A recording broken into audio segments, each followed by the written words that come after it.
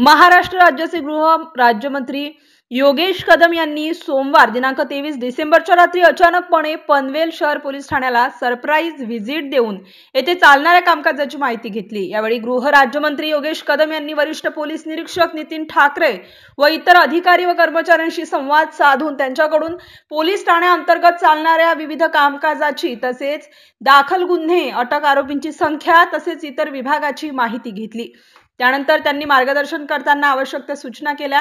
त्यामध्ये नार्कोटिक्स बाबत जास्तीत जास्त कारवाई करून शाळा व कॉलेजेसमध्ये कॉन्सन्ट्रेट करणे तसेच अवैध माल कुठून आणला त्याचे मुळापर्यंत जाणे, सायबर संबंधित गुन्हे ओपन करणे, महिला व बालकांविषयी असलेल्या गुन्ह्यांमध्ये विशेष लक्ष देणे तसेच त्यांनी महिला लॉकअप बाबत विचारणा करून पोलीस स्टेशनचा आढावा घेतला। पनवेल शहर पोलीस ठाण्यामार्फत करण्यात आलेल्या कामकाजाबद्दल त्यांनी समाधान व्यक्त करून आगामी काळात सुद्धा पनवेल शहर पोलीस स्टेशनकडून चांगल्या कामगिरीची अपेक्षा व्यक्त केली।